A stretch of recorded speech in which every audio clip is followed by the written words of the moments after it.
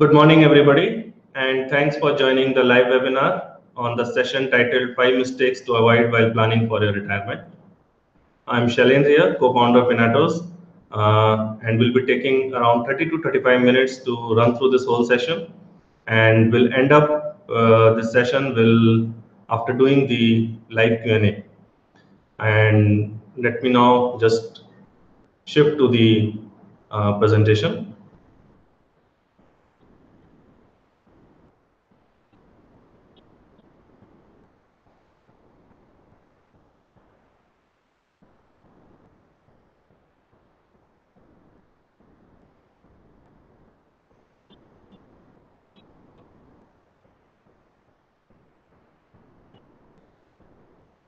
So common mistakes while investing for long term, and we are talking today specifically about the retirement as a goal and those mistakes which we should avoid. First mistake is that we use insurance products for child education and retirement planning. Right? There are so many people who will be approaching you with various products in which they talk about schemes like if you are surviving the whole period, you invest this much of amount, you will get some large figure in the end, right? And if you are not surviving that period of policy or whatever the product which they are giving you, then you will get around that insured amount if you are not surviving that period. So we did an analysis on that why these kind of products are not suitable for anybody.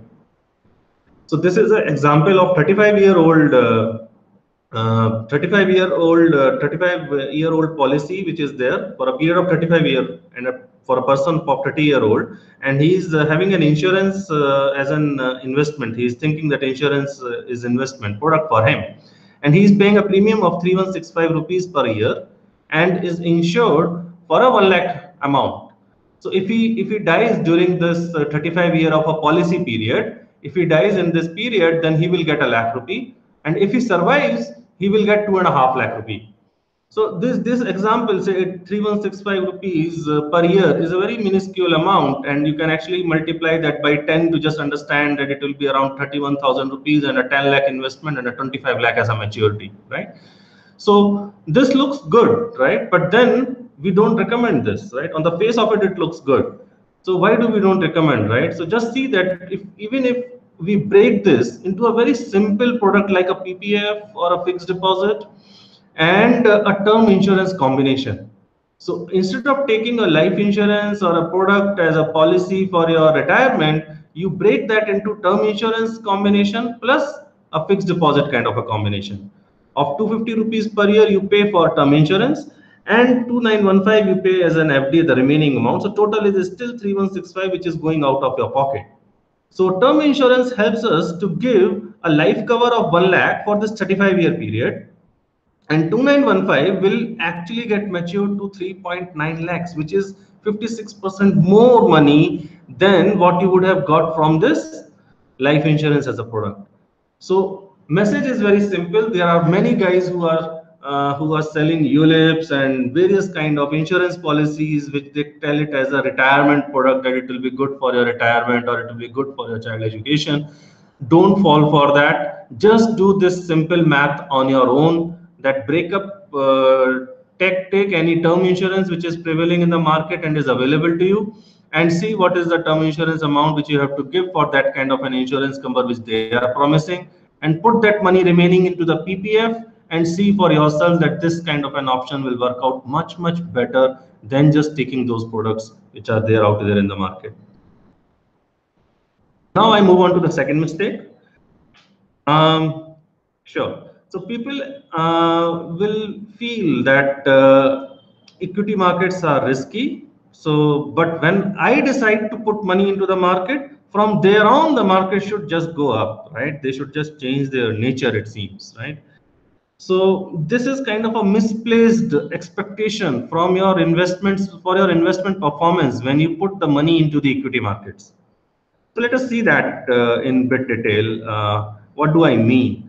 Let us say you choose investments of a fixed deposit, and you start in a time zero, and you will get not have much of a return because it's time zero. But after some time, whatever the proportionate time which is spent, and if the return of expected return on FD is 8%, you will get that 8% proportionate to that time spent in the investment. So what happens is, let us say as an example that for a 1 year period, 100 rupees has to be invested, and you get around 108 rupees at the end of 1 year. So if 6 months have gone by, your money would have grown to 104 rupees, right? So if it is 1 year, then it has grown to 108, and if it has grown up further, then maybe another 4 rupees, so now 112 rupees in another 1.5 years.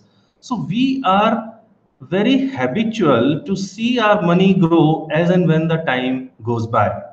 Now this is what we are all used to, right? If we are salaried people, then I work for a year, I get this much of salary. If I work for a month, I get this much of salary. And if I resign in between and I have just worked for 15 days, this is my total net balance salary which I will be getting. So this kind of a thinking and of investment in FD is known as a time-based thinking.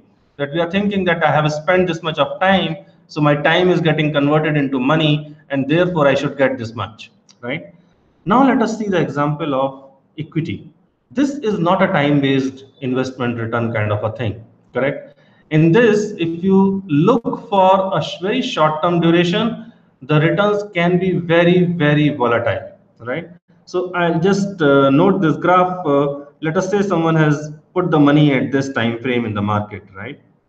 If you have put the money here, in next 6 months time frame, the money is going down, right? Though you wanted it to give you more money as the experience is there with the FD and in your salary expectation, but that is not going to happen in the equity market. So money can go down. But then what happened? It went up significantly higher in the next 1 year, right? But then it was also not expected that it can go so high also, or we don't know what are the kind of returns which it can happen. So equity market by nature are very, very volatile. And look what happens, or rather frustrating thing which happens if you go from here and wait for another 1 year and it goes down. So this level is actually below the level where you have started investing. So it can even happen that after 2 years of investment, your investments are still down, right? And this is what makes people very uncomfortable. And this is what is the challenge to invest in equity markets. And this can be overcome if your investment time horizon is actually very long term. So long term, by long term we mean 5-7 years to 10 year time frame, where you should be having a goal based investing approach. But then to reiterate our point, that your expectations has to be reset when you are choosing equity as an investment product. The investments will go up and down in value, but in the long term they actually give you much better returns. Now, the third mistake which we want to emphasize and highlight today is about a skewed asset allocation into the real estate, right? So what do we mean typically by that? So if you just see your net worth, right, about total investments which you already have, if you are working for say 10 years and plus, you will see that you have acquired a home loan and a property, and that is actually working out well, right? And you will not have much of other savings like equity market or anything else. So this skewed asset allocation is nothing but that your total net worth is actually primarily belonging to real estate as an asset. So there are only 4 assets classes which are there in the country or in the world as such. One is real estate, second is gold, third is the stock market, and fourth is the debt products. So if you are having in real estate alone 80% of the money, then you are actually not making best optimal returns from your overall investments. So if you see real estate in the long run doesn't give more than 9 to 10% returns. If you have invested in land or something, then your experience can be a bit different, because land can appreciate much more if there is a highway or an airport or something of that sort which is happening. But typical house purchase don't give more than 9 to 10% annualized return in a long run. And more importantly, many people feel that if I have a house, I'll have rentals from it, right? So for that, I'm explaining here If suppose your house is worth 1.8 CR and you're getting a rent of around 50,000 rupees per month. So this translates to around 6 lakh rupees per year, and which is only 3.3% return. So you are better off actually keeping this money into an FD rather than actually renting it out to your tenant and searching for a tenant every 11 months or 18 months whenever he vacates the thing. And then you have to actually worry about where is the 1 or 2 months it can be vacant as well. And then you are even more worried that my rental yield is going further down. So don't have real estate as a major allocation in the overall scheme of things. You should not keep money always into one particular asset class. You should diversify it. Mistake number 4 to be covered today. Yeah, this is an interesting one, that not only the bank relationship manager, whom we consider as our financial advisor, but also anybody who has made some money in our near and dear ones, our relatives, or anyone who is a senior person who is saying that he has seen this much of a world and can advise you. We actually make a mistake to consider them as our advisor. So before I go to the next slide, I would like to tell one thing here specifically, is that what happens is that you will feel as if these guys are talking sense, but then you miss to see that they are talking from their experience of what has worked for him and or her. Right? So that what happens is that they may have seen a real estate boom, so they will come obviously with a biased opinion that in today's scenario also they will come and say that you should purchase home, right? Someone may have come and has invested in 2008 market crash and he has lost money. He will always come and tell you that you should not be putting money into stock market.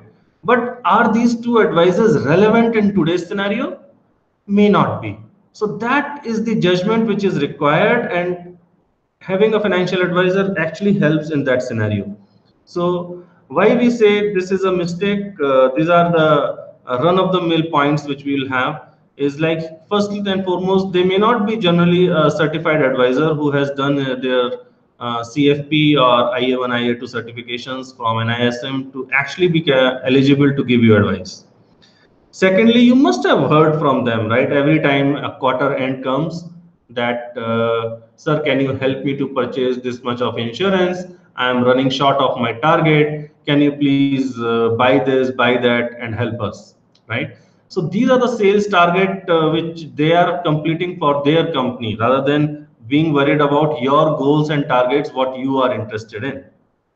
And third and foremost, every one of us have faced this, that our bank RMs just keeps on changing every 2 months, 3 months, even 1 month as well at times, right? So there is no accountability of what is told by the previous contact point person and what is being told by the next person who is coming instead of that person. So we should not treat them as an advisor. We should just treat them as a representative of bank or whatever institute they represent, and should evaluate choices which they are offering us for investment based on our own judgment, or take a help from any other advisor who is a neutral advisor. Last and foremost is about the calculation. So mistake number 5 is about understanding that what is the kind of money requirement which is there, and whether that makes sense to have as a plan for that much of amount or not. So for example, many salaried people who are getting their EPF deducted, they believe that EPF will be enough to fund their retirement. But in our experience, for now nearly 4 years that we have around 400 plus odd customers, we have seen that it is only enough for half of the amount which is required for the retirement. So EPF just suffice for half of the amount. So you will be running short of this amount, and you should be worried about what to do about the remaining part. Yeah, this is even more interesting, that if you know that running a household, right, today typically, let us say in a Bangalore kind of a place, house living expenses itself will run around 50 to 60,000 rupees, right? And if you have kids and other liabilities as well, then it can go even as high as a lakh rupee per month. But then, what was the cost of living in Bangalore itself? Let us say for around a decade back, right? It was merely a 25,000 rupees was enough for actually living in Bangalore 10 years back. So we don't take care of rising cost of living while calculating the needs for our retirement. So we should be very aware of that inflation of 7% in the long term actually is very detrimental for us. We should be putting our investment in places where at least we are able to beat the inflation. So we should be aware of that our existing investments like EPF may not be enough. And second, that we should be worry about cost of living, rising inflation, and that should be appropriately accounted for in the calculations. Thirdly, therefore, if you see, FD doesn't remain as a choice of investment, primarily because FDs typically don't beat inflation. So that's another point additional which I would like to tell here, though it's not mentioned in the PPT right now, that FDs typically will not beat inflation. Like 7% is the max which any senior citizen can get an FD right now, and 7% around is the inflation which is running currently. So therefore, we don't get any benefit of investing out in FDs after the taxation. So now we are reaching to the end of our webinar. I have covered 5 mistakes which we have seen through in the last 20 minutes or so that we should be taking care of while planning for our retirement. So I encourage you to just ask if you have any live any questions. I'll try and answer them live right now.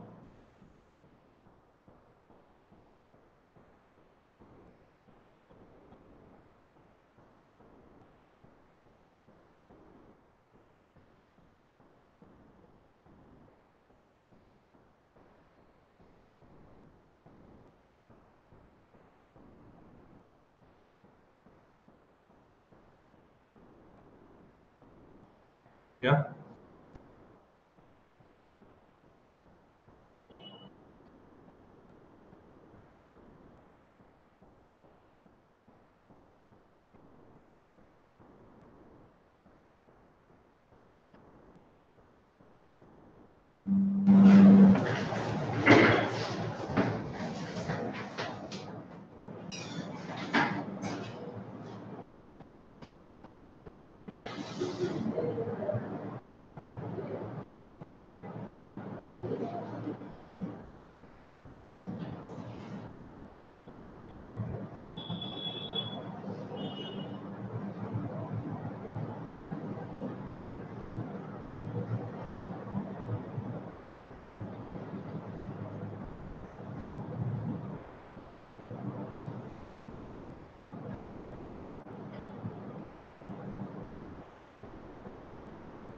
Sure. I think there is someone who is asking something. Just wait for a minute and then we'll run to the next question.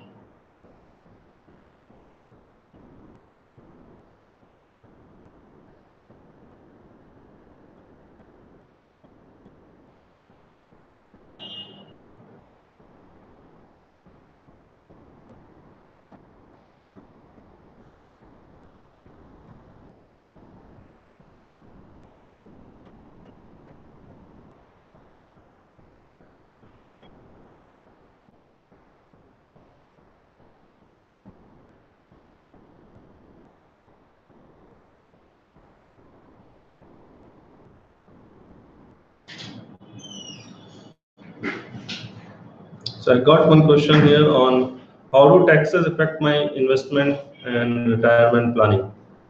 Yeah, okay. So on taxes, it is about you have to take care of your FD's return, right? So suppose you are getting around 7% FD return. So that has to be netted with your tax, say around 30% you are paying. So you are 2.1% is going as a tax, right? So it is only 4.9% which we are actually getting. And if the inflation is even 6%, then the post-inflation return is not beating inflation. Basically, the post-inflation return is negative for an FD. So we have to take care of these returns after taxation while planning for the total net investment which we require retirement corpus to be prepared. So that's how it has to be done.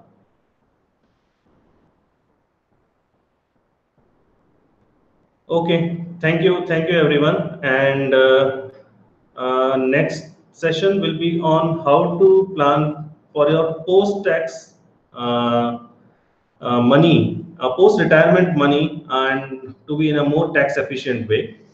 So do join us for this next session of how to have a tax-efficient retirement corpus usage after retirement. So we'll see you in the next month again for this live webinar, and request everyone of you to attend, subscribe to the YouTube channel, and share it with your friends if you find it useful. Bye bye.